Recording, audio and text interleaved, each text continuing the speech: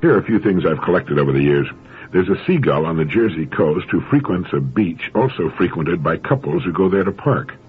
This bird circles high overhead and drops clams on the tops of automobiles in order to break the shells. It never drops a clam on a convertible, just solid top cars.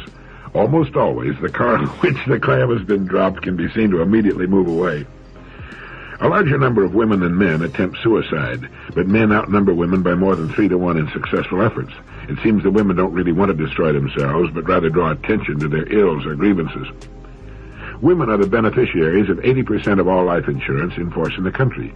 They also receive 71% of the total estates left by men and 64% of the estates left by women. A woman has written that when a man looks a woman straight in the eyes, she'd better do something about her figure. And a woman is perturbed by what a man forgets. A man is perturbed by what a woman remembers.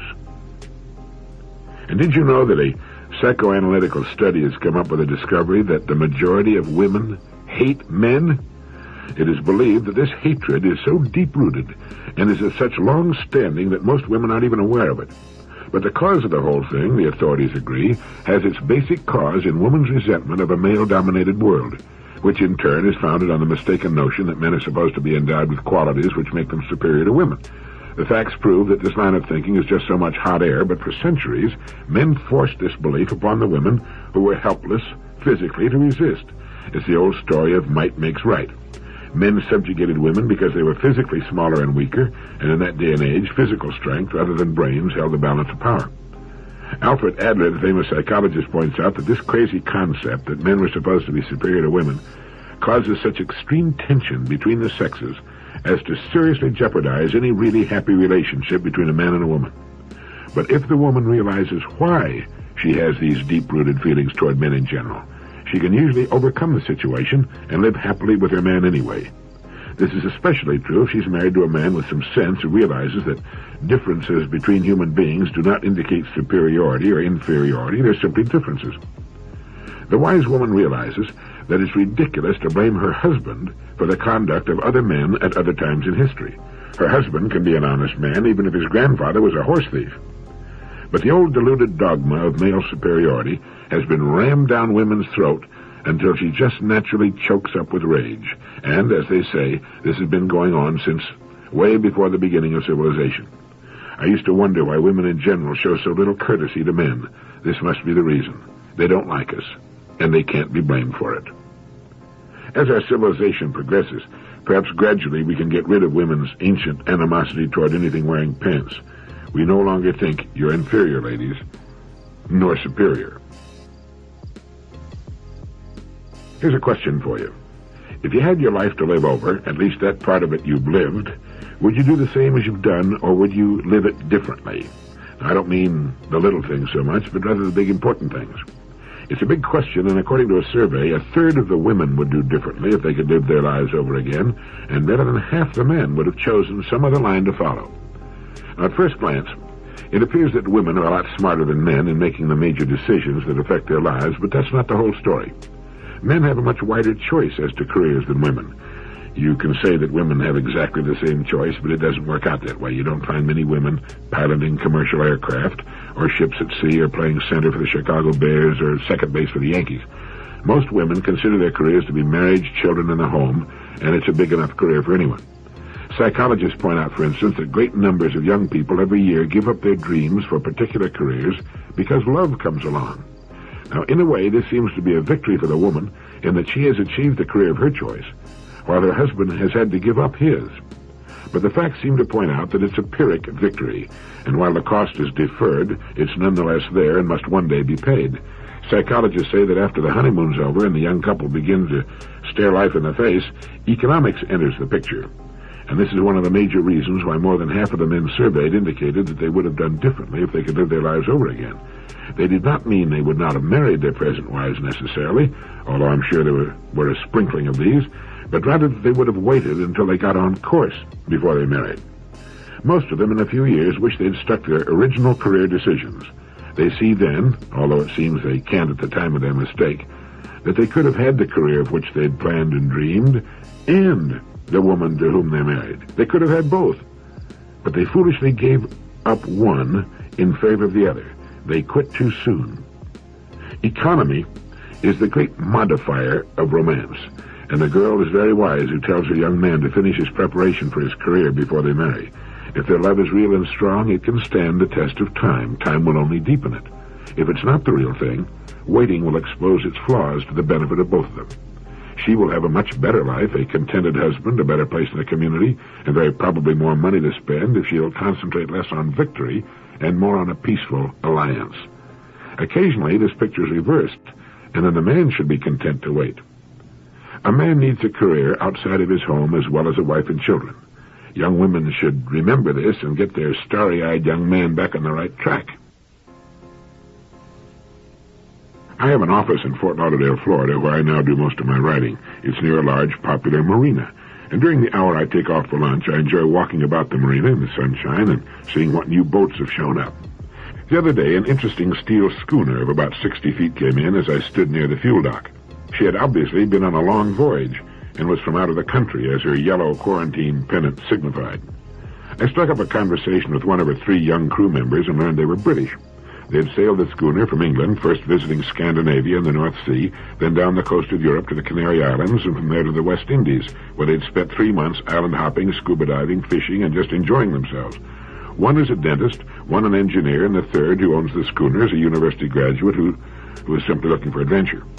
They're all still in their 20s, in great shape from their months at sea, and delightful and interesting young men. My wife and I have had them over for cocktails and dinner and introduced them to a few people in the area. Everyone to whom we've talked about them agrees with us that these young men are doing something more young people should do. They're devoting a year or two to travel and adventure and to getting their heads on straight before entering their careers. Most young people go from school directly into their careers, from one institution right into another, with no breathing and thinking time in between. Now our young English friends are working and saving enough money to continue their cruise. They hope eventually to work their way around the world. And the dentist and engineer are thinking seriously of settling in the United States when their odyssey has ended. Here's an interesting fact, talking about cruising around the world. Of all the water on Earth, less than 1% of it can be used for human and animal consumption. Of this 1%, about 26% of it is found in the United States. 97.2% of all the water on Earth is salt water and found in the great oceans and seas. Now, this leaves only 2.8% that's drinkable, and most of this amount is in glacial ice, which we can't use, at Greenland and the South Pole. The Antarctic ice sheet, the heavy layer of ice covering the South Pole, represents some 90% of all existing ice in the world, and on the average is a mile thick. It's all fresh water, of course, since the great ice cap averages about 6,000 feet above sea level. At the South Pole, the ice is 9,200 feet above sea level. In at least one region, the ice is 14,000 feet thick and rests on land far below sea level. Most of the world's fresh water supply frozen stiff on the great continent of Antarctica and on Greenland, the world's largest island. Greenland is 50 times larger than the country that owns it, Denmark, about a fourth the size of the United States. 85% of it is covered in perpetual ice up to 10,000 feet thick. It isn't green at all. It was called Greenland as an advertising come-on for settlers, sort of like selling waterfront lots in Tierra del Fuego. Emerson wrote, "Nature magically suits the man to his fortunes, making these the fruit of his character." You have only to hold an apple in your hand to know that it came from an apple tree. It could not have come from any other kind of tree on earth. For we know the tree by its fruit, and you can tell a lot about a person by his fortunes, because, as Emerson said, they are the fruit of his character, and they are represented by his environment, what he has, what he is, what he does. But most people seem to believe not that their fortunes are only the reflection of what they are, but rather that they are the reflection of their fortunes. And thus they often domesticate themselves to live in an environment and under conditions which they do not like or enjoy because they feel there's no escape. My daughter used to ride in horse shows until she discovered boys are more interesting than horses, and while this is in many cases debatable, it often brought to mind an interesting parallel. Between horse show events, I used to hold and walk her horse for her. He was a magnificent thoroughbred hunter, alive with nervous energy and tremendous power. With one hand, I kept his nearly 1,000 pounds under control as he slobbered down my sleeve, just as my little girl did when she took him over the jumps. The thing was that he didn't know his power, nor that he could be free of either of us. He was controlled by our minds, certainly not by our strength, just as we control all the animals of the earth. And like the horse, millions, perhaps, are daily led through their paces by an environment of their own creation, never suspecting that they themselves have fashioned the halter and the lead by going along with it. That its strength lies solely in their thinking it controls them, and because they do not understand this, they are held as prisoners of themselves. Spinoza said, "To understand something is to be delivered of it." So then it is not their circumstances which control them. It is their lack of understanding that their fortunes are the fruit of their characters. Are you familiar with Buddha's Eightfold Path? Very little is known by most people in the Western world about this great man who lived 560 years before the birth of Christ. He taught for 45 years. Like so many great teachers, he wrote not a word, and more than 100 years followed his death before the first written records appeared. But let me see if I can give you his 8 steps for enlightenment, what we might call happiness. There are really 9 steps, because one that he stressed that does not appear in the 8 is right association.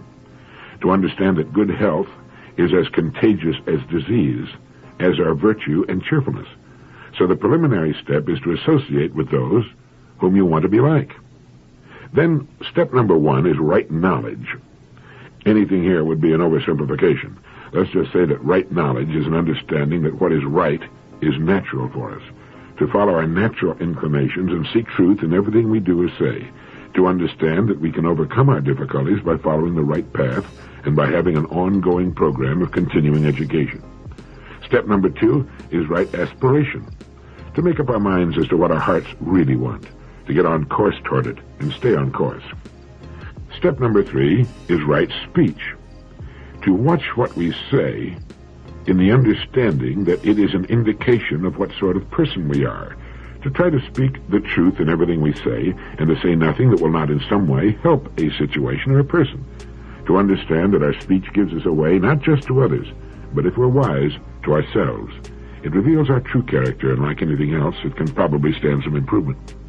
Step number 4 is right behavior, and this includes the 5 precepts, the Buddhist variation on the second or ethical half of the 10 Commandments. Do not kill. Strict Buddhists are vegetarians. Do not steal. Do not lie. Do not be unchaste. Do not drink intoxicants. Step number 5 is right livelihood. By this is meant to work at something which makes a positive contribution to society and is compatible with living the good life. Step number 6 is right effort. Buddha says, those who follow the way might well follow the example of an ox that marches through the deep mire carrying a heavy load. He is tired, but his steady gaze, looking forward, will never relax until he comes out of the mire, and it is only then he takes a respite. Step number 7 is right mindfulness. No teacher ever credited the mind with more influence over life than did Buddha. The best loved of his texts, the Dhammapada, opens with the words, all we are is the result of what we have thought. And step number 8 is right absorption. That is, meditation until you have seen the truth, have received enlightenment. In fact, the word Buddha means enlightened one. His actual name was Siddhartha Gautama. He was born the son of a king and was, according to the legends, a strikingly handsome man who could have been a great king in his own right. But he chose to redeem his world rather than rule it. The power of his teachings are evidenced by the fact that millions still live by them. I read in Manus about a paper by E.F. Schumacher entitled Modern Pressures and Environment, in which it is recommended that we free our imagination from existing systems. I like that. We need to think in new directions. He writes, if still more education is to save us, it would have to be education of a somewhat different kind, an education that takes us into the depths of things and does not spend itself in an ever-extending battle with symptoms. The problem posed by environmental deterioration is not primarily a technical problem. If it were, it would not have arisen in its acutest form in the technologically most advanced societies. It does not stem from scientific or technical incompetence, or from insufficient scientific education, or from a lack of information, or from any shortage of trained manpower, or lack of money for research. It stems from the lifestyle of the modern world, which in turn arises from its most basic beliefs, its metaphysics, if you like, or its religion. The whole of human life, it may be said, is a dialogue between man and his environment, a sequence of questions and responses. We pose questions to the universe by what we do, and the universe, by its response, informs us of whether our actions fit into its laws or not. Small transgressions evoke limited or mild responses. Large transgressions evoke general, threatening, and possibly violent responses. The very universality of the environmental crisis indicates the universality of our transgressions. It is the philosophy, or metaphysics, of materialism which is being challenged. And the challenge comes not from a few saints and sages, but from the environment. Now, this is a new situation. At all times, in all societies, in all parts of the world, the saints and sages have warned against materialism and pleaded for a more realistic order of priorities. The languages have differed, the symbols have varied, but the essential message has always been the same. In modern terms, get your priorities right. In Christian terms, seek ye first the kingdom of God, and all these things, the material things which you also need, shall be added unto you. They shall be added, we've always been told, added here on earth where we need them, not simply in an afterlife beyond our imagination. Now, at issue here, Manna states, is whether or not nature, the universe, our environmental host, can speak in a language capable of being read in this way. Schumacher believes that it can. He says, today the same message reaches us from the universe itself. It speaks the language of pollution, exhaustion, breakdown, overpopulation, and also terrorism, genocide, drug addiction, and so forth. It is unlikely that the destructive forces which the materialist philosophy has unleashed can be brought under control simply by mobilizing more resources of wealth, education, and research to fight pollution, to preserve wildlife, to discover new sources of energy, and to arrive at more effective agreements on peaceful coexistence. I'm not real certain that he's correct about that, but he goes on to say that everything points to the fact that what is most needed today is a revision of the ends which all our efforts are meant to serve, and I'll certainly go along with that. And this implies that above all else, we need the development of a lifestyle which accords to material things their proper, legitimate place, which is secondary and not primary. The so-called logic of production is neither the logic of life nor that of society. It is a small and subservient part of both. Its destructive effects cannot be brought under control so that the destructive forces cease to be unleashed. The chance of mitigating the rate of resource depletion or of bringing harmony into the relationship between man and his environment is non-existent as long as there is no idea anywhere of a lifestyle which treats enough as good and more than enough as being of evil. And here lies the real challenge, and no amount of technical ingenuity can evade it. The environment, in its own language, is telling us that we are moving along the wrong path, and acceleration in the wrong direction will not put us right. When people call for moral choices in accordance with new values, this means nothing unless it means the overcoming of the materialistic lifestyle of the modern world and the reinstatement of some authentic moral teaching. And Mr. Schumacher turns now to the traditional 4 cardinal virtues: prudence, justice, courage, and temperance, showing their application to the frenzied pattern of consumption which characterizes modern life. The fact is, as Manus points out, that habits of excess and waste have become reflexes in our daily life. Schumacher, in effect, is saying that we must learn thrift, conservation, reverence for the world, love for the earth, and another sort of respect for ourselves, not because supplies are running out all over, which they are, but because it is right to learn these things. And he's saying that we won't be able to do it without a philosophy that gives us reasons, for there are, after all, reasons which correspond to the instructions of the heart. The reasons arising from a sense of wholeness and synthesis are better than the reasons produced by analysis. In talking about the language of the environment, let me read something I wrote the other day in Mallorca, Spain. As I watched the sunset last night, I saw something that saddened and frightened me. The day had been perfectly clear, and at 7:15, as the sun sank toward a great rocky promontory, there was not a cloud in the sky. But the sky was an ugly, murky brown. The horizon was invisible. It was obscured by a thick, opaque layer of pollution, of man-made filth. There was not a seabird in the sky, nor had there been all day. The Mediterranean is a foul, nearly dead body of water, it appears. The only birds I've heard since landing in Spain, I wrote, were in cages at the Madrid airport, and it's the same in Naples, Genoa, Nice, Cannes, Barcelona. Man is in a dialogue with nature, and as Huxley once said, in comparing life to a game of chess, those who play the game well are paid with the overflowing generosity with which the strong delight in strength. But those who play ill are checkmated, without haste, but without remorse. Mankind is being checkmated, inexorably. His science and technology have not conquered nor tamed nature as he once thought. He has only been industriously digging his own grave.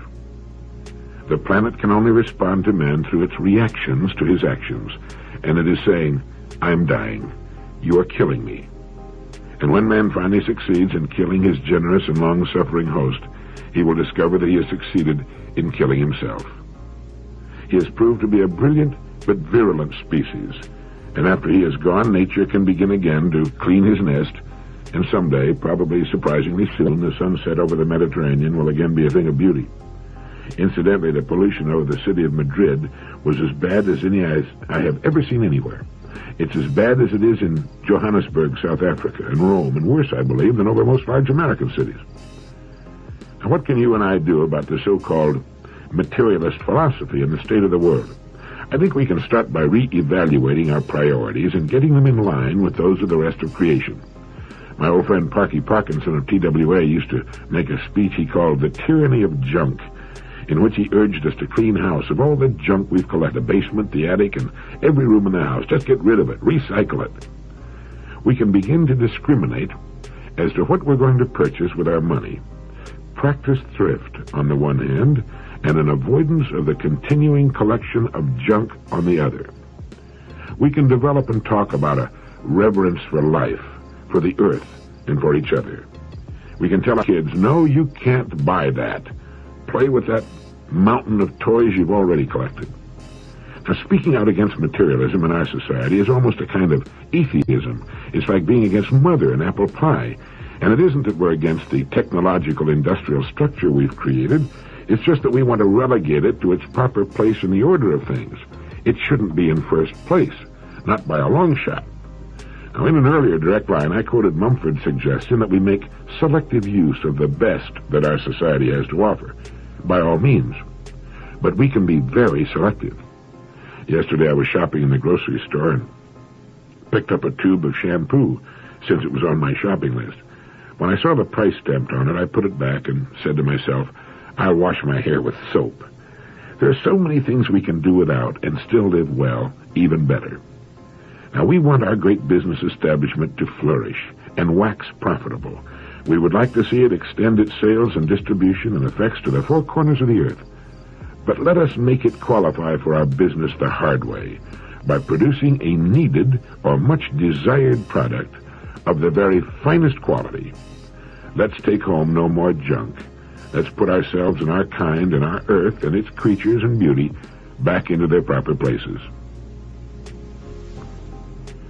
I was reading of a proposal to put into orbit around the earth great reflectors to capture the sun's energy and send it to Earth by microwave. If the plan works, the Earth will have a free, non-polluting source of unlimited energy for at least the next 3 billion years, free at least at its source. It caused me to remember that there's always a way to what we need and want, if we don't stop with early ideas and decisions and get stuck on them. There's not only a way to what we want, but a way that is exactly right and does not demand too great a trade-off. Now, fossil fuels now supply 97% of all the Earth's energy needs. That's practically all of it. In less than 100 years, our dependency on this convenient and heretofore abundant fuel supply has become all but total. Now it's running out, perhaps in the nick of time to save the biosphere from lethal doses of hydrocarbon pollution, and we must turn to new energy sources. As we find them, we will wonder at our long dependency on fossil fuels. Now, it's the same with us when we follow the dictates of the voice that speaks to us at quiet times, the voice that is our true selves, trying to get through the artificial wall we work so hard to build around ourselves. When we have finally taken the steps we wanted for so long to take, we invariably say, "Why did I wait so long? What in the world was I afraid of?" We tend to stop at partial solutions in almost everything we do. We get out of school, and as a rule, let our very partial and incomplete education suffice for the rest of our days. It's no wonder that so many millions are hanging on for dear life to the rudimentary and partial solutions they've managed to find for themselves. Eric Hoffer, in his book The True Believer, has told us that there is a conservatism of the very poor that's as rigid as that of the very rich. They fear any change in the belief that no matter how bad their present situation may be, any change at all might be a change for the worse. We might say the middle class seeks change in that it tends to be upwardly mobile, but change to the middle class consists of a series of quickly grasped stopgap measures based mainly on the direction of the economy. When I read of Edward G. Robinson's death, I learned for the first time that his lifelong motto had been to reach beyond his present grasp. Now, I don't recall the exact words. I should have written them down at the time. It wasn't that he was advocating living beyond our means. It was more a matter of recognizing just what the true extent of our real means are and challenging ourselves to reach more closely toward them. And each of us has a voice bidding him to follow the way that is right for him. That voice is what the ancient Greeks called our soul, the real person lurking behind the facade we present to the world. I think that's why meditation is such a good and constructive practice. When we sit and quietly meditate, clear our minds of all cares, we let that quiet voice come through. Not at first, perhaps, but with a little practice it'll come. Very few people in the Western world meditate, and they often cut themselves off from their true selves by not following this ancient and enlightening practice. Perhaps it's in our childhood that we learn to settle for less than we could really achieve. How does that line go? Men are made into slaves not by heredity, but by the habits bred into them in their youth. We learn as youngsters that it's all right to settle for a passing grade. It's good enough becomes our slogan. And then we find ourselves applying it's good enough to more important things like a job, income, home, neighborhood. Do you like your work? Oh, it's good enough. It's okay. The Earth should not be relying for 97% of its power needs on fossil fuels, the happy accidental residue of prehistoric times. And we will see the move over the next 50 years to new, cleaner, more efficient, more effective, cheaper, and longer-lasting sources of energy. Deuterium from seawater, the harnessing of hydrogen and solar energy. The use of fossil fuel will become a fossil of history, a brief step up from the horse to the automobile and the jet airplane. But for a while, we thought we'd found the answer to man's power needs forever.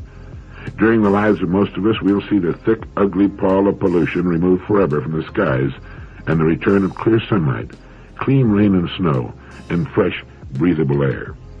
But how many of us have stopped too soon, too, in our own lives? Thank you.